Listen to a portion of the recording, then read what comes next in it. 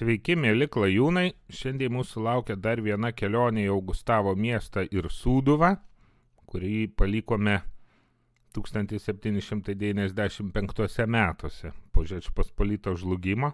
Tolimesnė krašto istorija ne ką mažiau spalvinga ir intriguojanti, pilna mistinių sutapimų, sakyčiau, kuriuos dėliojant atrodo, kad apskritai šitas kraštas yra svarbiausia ir kruviniausia vieta ne tik Lietuvos, Europos, bet viso pasaulio istorijoje. Kągi, važiuojam.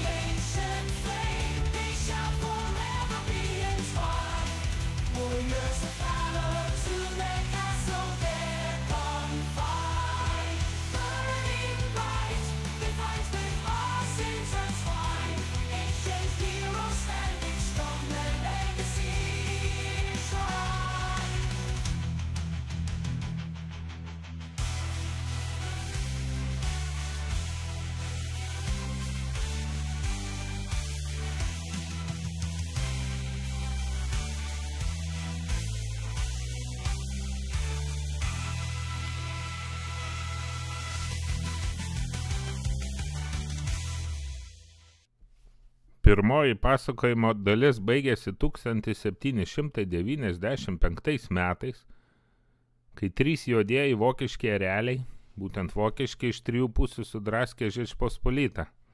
Gaunasi toks paradoksas, kažkada Vytautas laimėjo Žalgirio mūšį, atskirus konfliktus laimėjo tiek Kazimieras Jogailaitis, tiek Žygimantas Senasis, tačiau bendras karas dėja po kelių šimtų metų baigėsi Lietuvos ir Lenkijos sunaikinimu. Kryžiuočių palikuonys sunaikina Lietuvos valstybingumą ir pasidalina teritoriją. Didžioji dalis LDK buvusios atitenka jau minėtai Sofijai Augustai Frederikai, geriau žinomai dabar kaip Jekaterinai II, kuri tuo metu yra užgrobusi Rusijos sostą. O kita dalis, tai yra Sūduva, visa Sūduva, kartu su Augustavo miestu, atitenka Frederikui Vilhelmui II, kuris buvo Prūsijos karalius. Taigi, nors trumpam Sūduva tampa vokiškąja ir galbūt ilgainiui jos būtų laukęs mažosios Lietuvos likimas, tai yra lėtas nutautėjimas, o paskui sunaikinimas per Antrąjį pasaulinį karą, bet istorija pasisuko kitaip, nes vakaruose pradėjo kilti naujas erelis – Napoleonas. Nors mes dabar įsivaizduojam vokiškąją Prūsiją buvusią kaip nedidelė valstybė, kaip koks Kaliningradas, bet tai yra netiesa. Po padalinimų tai buvo išvis milžiniška ir galinga valstybė. Vienoje pusėje iki Klaipėdos, kitoje pusėje iki Berlyno, pietuose iki Vroclavo, rytuose iki Varšuvos. Pagal plotą, pažiūrėkite į žemėlapį, galimėtų palyginti su dabartinė Vokietija. Gediminas, kai 14 amžiuje niokojo Berlyno apylinkės, tikriausiai net nesapnavo, koks didelis monstras su laiku išaugs. Tačiau jaunam ir ambicingam Napoleonui tai visiškai nemotais. Praktiškai visos Europos monarchijos susibūrė prieš jį, nes negalėjo leisti, kad tokia didelė valstybė kaip Prancūzija atitektų į prasčioko, kaip jie sakė, kadeto rankas, kapralo. Tačiau Napoleonas muša vieną po kito koalicijas, kol 1807 metais taip sutriuškina Prūsiją, kad iš jos nieko nelieka, tik mažas gabaliukas, o sostinė persikelia į Klaipėdą. Rūmai, kuriuose rezidavo karališkosios Prūsijos valdovas ir dabar dar stovi šalia žvejo skulptūros, tai kai lankysitės Klaipėdoje būtinai apžiūrėkite. Ir taip staiga Sūduva tampa Prancūzija, na tiksliau jos protektoratu, o dar tiksliau įeina į naujai kuriamos tokios Lenkijos karalystės teritoriją, nes Napoleonas nedavė visiškos nepriklausomybės Lenkam, bet suteikė didelę autonomiją ir netgi pavadinimą. O kartu su prancūziškais kariais ateina ir naujosios švietėjiškos idėjos iš Prancūzijos. Sūduvoje panaikinama baudžiava, įvedamas Napoleono kodeksas ir netgi keičiamas kalendorius. Tai yra padaromas vėl grigališkasis. Bet ir šis naujasis prancūziškasis periodas tiek Augustave, tiek Sūduvoje trunka neilgai, nes jau po 5 metų, 1812 metais, Napoleonas Sūduvoje nuo Augustavo iki Vilkaviškio kaupė savo didžiąją Grand Army, didžiąją armiją. Rusijos carui Aleksandram I nesilaikant Tilžės sutarties su Napoleonu konfliktas jau neišvengiamas ir Sūduva taps tuo smaigaliu, iš kurio bus smogiamas didysis smūgis link Maskvos. Didžiausias XIX amžiaus karinis konfliktas prasideda būtent nuo Sūduvos. Birželio 20 dieną Napoleonas atvyksta į Vilkaviškį ir rašo laišką savo karalieniai Luizai, sakydamas, kad čia labai karšta ir labai dulkina ir jis tikisi, kad po kokių gerų 3 mėnesių vėl ją pamatys. Truputį apsiriko, pamatė rudenį ir visai kitomis aplinkybėmis negu tikėjosi. Ir ten pat Vilkaviškyje birželio 22 dieną skelbia karą Rusijai. Labai įdomu, kad būtent birželio 22 dieną Hitleris irgi skelbs karą Rusijai. O dar keisčiausia, kad Napoleono tekstas yra labai panašus į vokiškąjį nacių tekstą karo paskelbimo, kurį apkaltina Rusiją, kad nesilaiko sutarties, kad kelia grėsmę ir kad tai yra prevencinis smūgis. Ir sutapimai tuo nesibaigia, nes Napoleonas subūrė maždaug 600 000 armiją, kas atitiktų 1 milijono armiją, kurią surinko Hitleris pagal populiaciją tuometinio pasaulio. Armijų grupę šiaurėje Napoleonas siunčia užimti Peterburgą, armijų grupę pietus siunčia užimti Ukrainą ir centrinę armijų grupę siunčia į Maskvą. Tiesiog neįtikėtini sutapimai. Toliau prasideda dar keistesni dalykai. Pagal oficialią istoriją nepralaimėjęs ne vieną mūšį Napoleonas užima į Maskvą, staiga nusprendžia trauktis. Per 2 savaitės pasiekė buvusias LDK teritorijas, tai sušalt per tiek laiko kariuomenė tikrai negalėjo, kirvis bent turėjo, tačiau jį išnyksta. Dar įdomiau, kad išnyksta persekiojanti rusų kariuomenė. Napoleonas pralaimėjęs sėkmingai gyvas pabėga, o laimėjęs Kutuzovas miršta ir Napoleonas likęs be kariuomenės dar 2 metus sėkmingai kariauja prieš visą Europą. Beje, įdomus dalykas.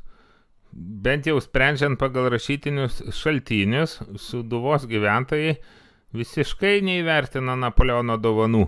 Nei panaikinimo baudžiavos, nei teisino Napoleono kodekso įvedimo, nes rašoma, jog besitraukiančius prancūzus vietiniai lupo kur galėjo ir atiminėjo jų rekvizitą.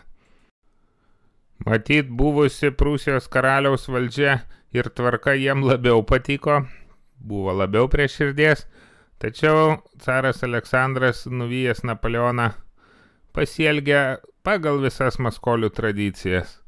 Sūduvos prūsam negrąžina, o pasilieka savo kaip karo grobį. Istorija išties mėgsta pokštus, o su Augustavo ir Sūduva iškrečia didžiausią pokštą, kokio apskritai gal pasaulio istorijoje nebuvo, kai per 20 metų teritorija pabuvojo 4 galingų valstybių sudėtyje, tai ir Lenkijoje, ir Vokiškojoje Prūsijoje, ir Prancūzijoje, ir galų gale nuo vilko užšoko ant meškos ant carinės Rusijos. Toliau caras Aleksandras, nugalėtojas, su naujoju trofėju elgėsi labai keistai, neprijungė prie lietuviškųjų gubernijų, o dovanoja Lenkijai, kuri, tiesą sakant, labai rėmė Napoleoną ir vietoj to, kad nubausti, tai atiduoda jai Suvalkiją ir plus dar atkuria autonominę Lenkijos karalystę. Tuo tarpu Lietuvos vardą trina kur tik tai gali. Ir nors pietinė Sūduvos, tai yra Augustavo, Seinių ar Suvalkų apylinkių gyventojų sudėtis dar yra išimtinai lietuviška XIX amžiaus pradžioj, tačiau pakliuvę į lenkišką orbitą per 100 metų žmonės labai nutautėja ir tai ateityje sukels didelių problemų santykiuose Lietuvos ir Lenkijos.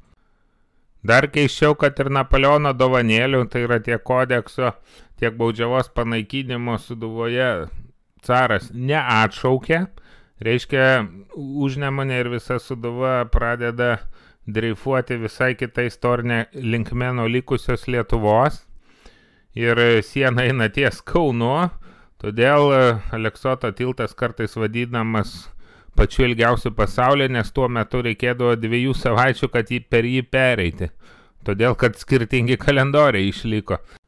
Ir staiga netikėtai, kaip koks velniūkštis iš Tabokierkos, Augustavas tampa labai svarbiu miestu. Iš pradžių jisai tampa Augustavo vaivadijos naujai suformuotos sostinė, o vėliau ir Augustavo gubernijos, kuri apėmė visą Sūduvą. Bet miesto triumfas truko neilgai, toks didikas Liudvikas Pacas, nors mes manome, kad išnykus jau senai ta buvo giminė, bet pasirodo ne.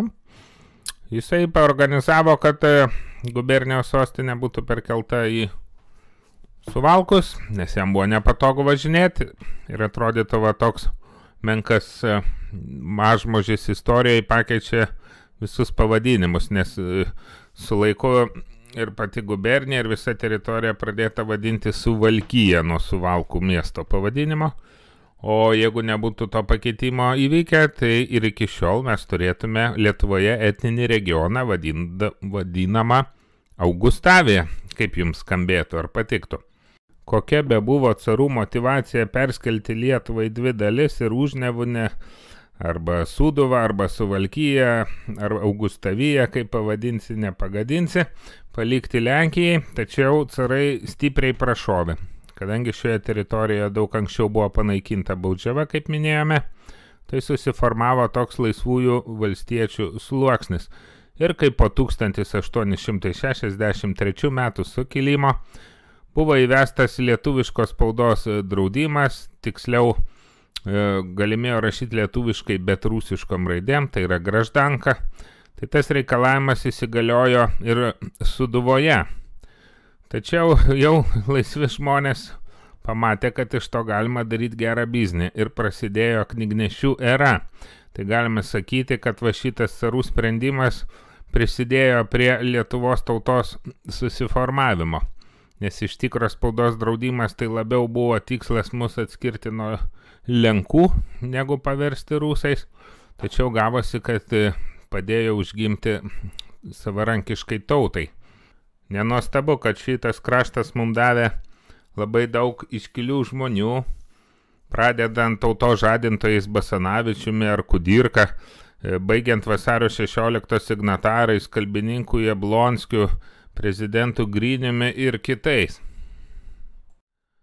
Dėl tokių keistų istorinių vingių netgi pati lietuvių kalba dabartinė, taigi sukurta būtent suvalkiečių kalbos pagrindu, nes ir Jablonskis savo gramatiką parašė, jie remdamasis, o Basanavičius ir Kudirka, kadangi iš čia kilę, tai irgi savo pirmosius laikraščius leido būtent remdamiesi kalbą, kurią patys ir kalbėjo, va taip ir susiklostė.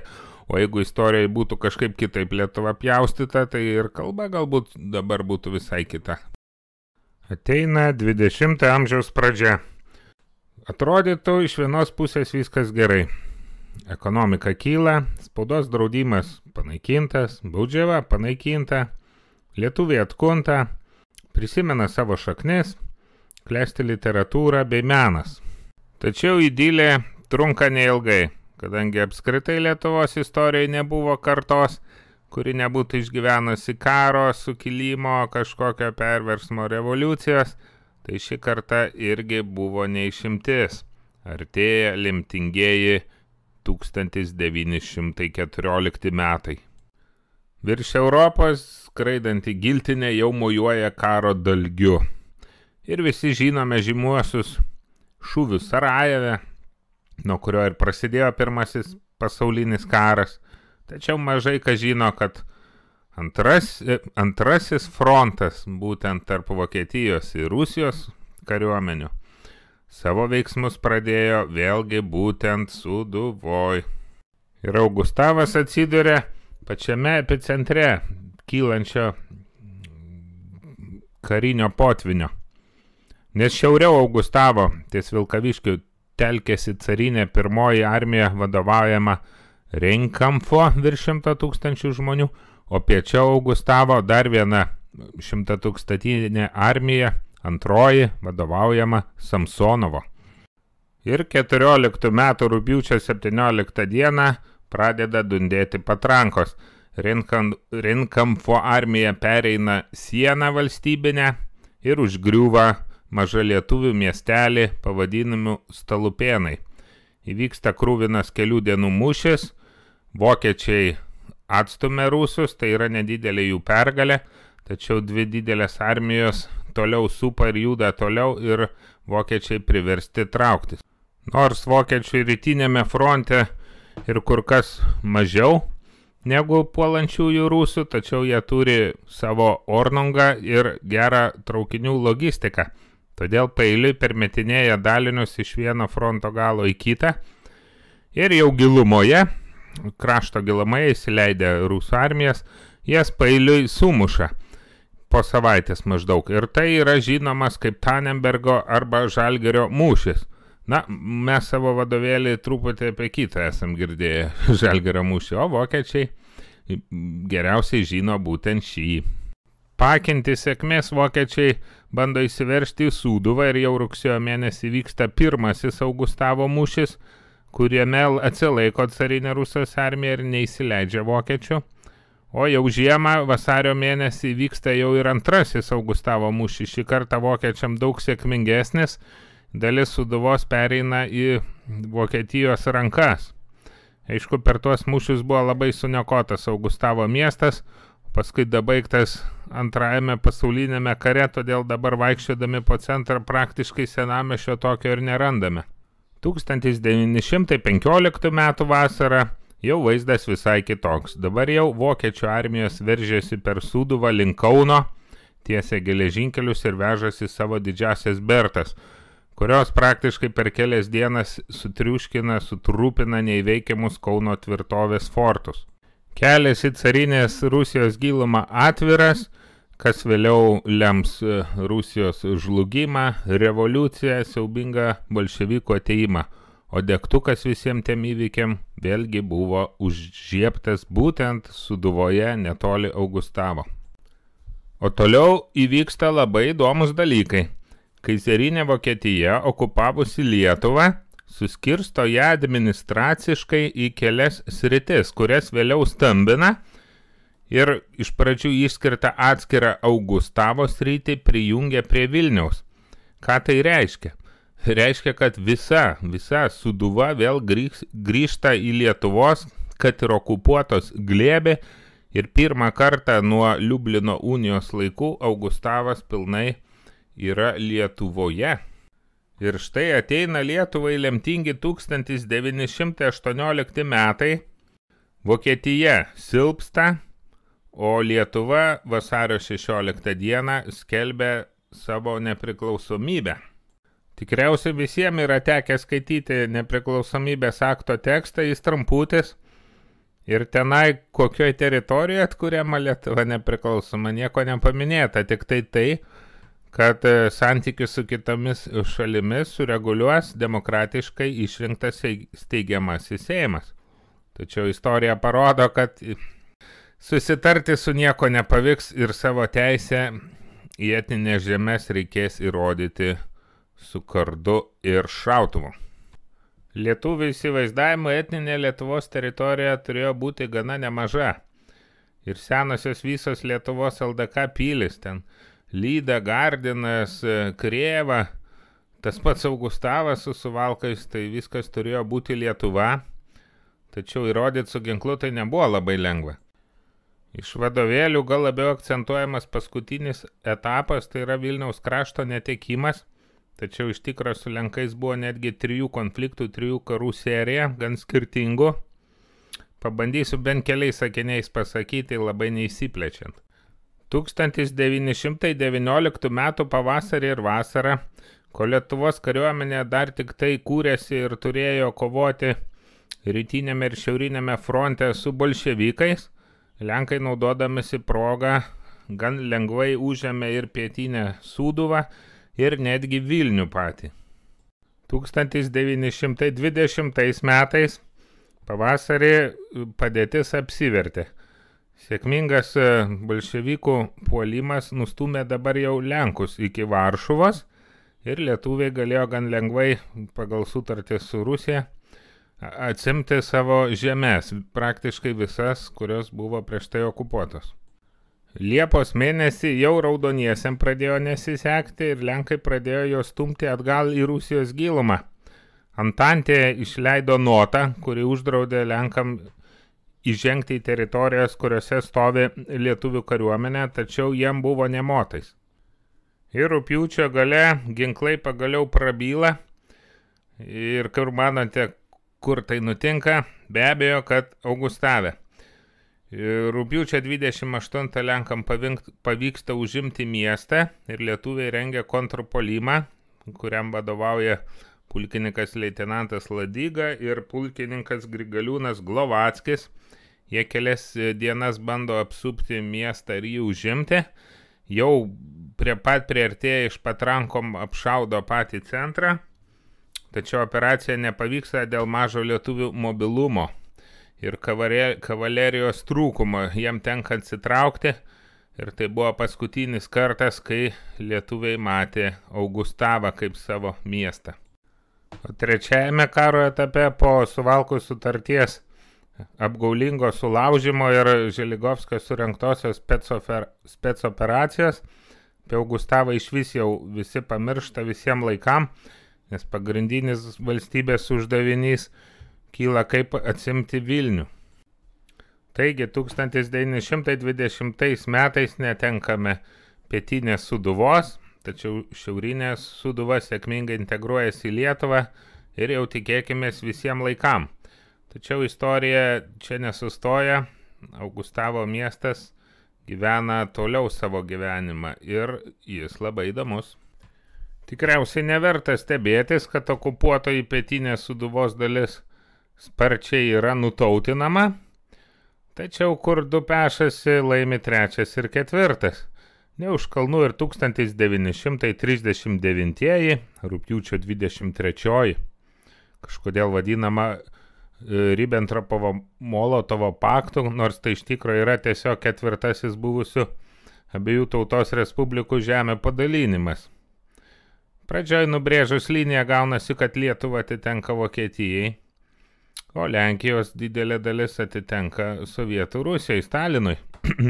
Ir tik vėliau, kai lietuviai nesiryžta kartu pulti Lenkijos kaip puola vokiečiai, tai tie nusivylę mus tokius nabagus palieka Stalino valiai. Po Lenkijos sudraskymo Augustavas pakliūna Sovietų sąjungai į rankas, o netrukus ten pat įdunda ir visa Lietuva. Ir atrodytų, kad dar viena okupacija galbūt leis vėl susijungti Lietuvai į buvusios teritorijas, bet prie naujosios okupacijos. Tačiau taip neįvyksta, Stalinas Vilnių perduoda Lietuvai, o Augustavą ir Suvalkus kažkodėl Baltarusijai. Taigi, palyginus dar nesenai buvę Napoleono ar Prūsijos karaliaus valdiniai, 1,5 metų tampa baltarusais, nes lenkiška pilietybė tiesiog panaikinama. Tačiau ir tai trunka neilgai, nes istorija ant savo kruvinaus šachmatų lentos jau dėlioja apmatus naujam pačiam kruviniausiam pasaulyje konfliktui, antrajam pasauliniui karui, kur Augustavo ir visai Sūduvai bus labai svarbus laukelis. Vėlgi. Net sunku patikėti, kad pastarųjų poros šimtų metų 3 didžiausių pasaulinių karinių konfliktų kruviniausiai etapai prasideda būtent nuo Sūduvos. Toks vaizdas, kad viso pasaulio istorikai turėtų šitą lopinėlį pasakyti netgi pabudę vidury nakties. Galbūt Führeris 39 metų rugsėjį specialiai buvo atidavęs Lietuvą suvalgyti Stalinui, nes jam reikėjo, kad į Sūduvą būtų suvesta sovietinė kariuomenė, už nugaros Nemunas, staigiu trinktelėjimu gali sukelti paniką kariuomenėje ir trukdyti jai atsitraukti. Kaip bebūtų, įvyko būtent taip.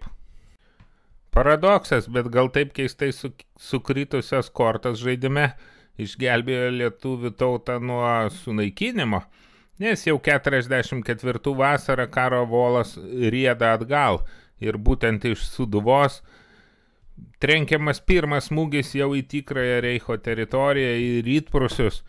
Ir pavyzdžiui, Širvinta, vienas pirmųjų už sienos miestelių, mažosios Lietuvos miestelių, į kurį įsiveržė sužvėrėjusi Raudonoji armija ir sulygina su žeme. Ten nelieka iš viso to miesto, nekvapo.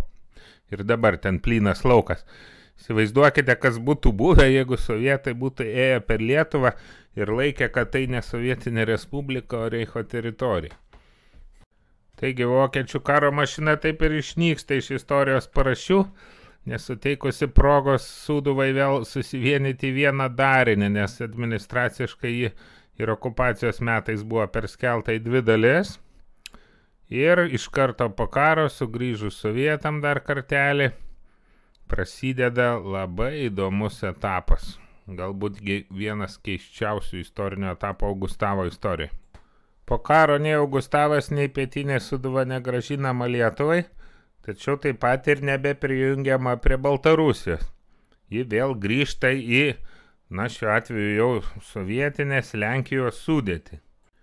Ir po karo Lenkijos teritorijai už Lietuvos sienos susiformuoja toks keistas darinys tarp Suvalkų ir Punsko, vadinamas Suvalkų trikampiu, kur dominuoja etniškai labiau lietuviai, ir kilus partizaniniam karui jame veikia Lietuvos partizanai.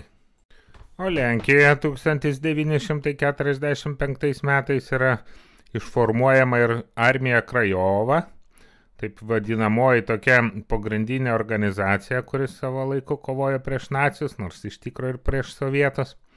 Tačiau ne visi norėjo grįžti, legalizuotis ir galbūt pakliūti į NKVD rankas, ir taip pat kaip ir lietuviai traukėsi su ginklais į miškus. Senos nuoskaudos buvo patrauktos į šoną, nes tiesą sakant, kokia prasme ginčytis, kam priklauso Vilnius, kai nebėra nei Lietuvos ir nei Lenkijos, nes abi valstybės jau po sovietų padu, todėl partizanai susitiko tarpusavy, apsiderino savo veikimo teritorijas. Tokie veiksmai negalėjo prasprūsti ir pro sovietų agentų akis, todėl jau 45 metų Liepos 2 pusėje įvyko taip vadinamos Augustavo gaudynės.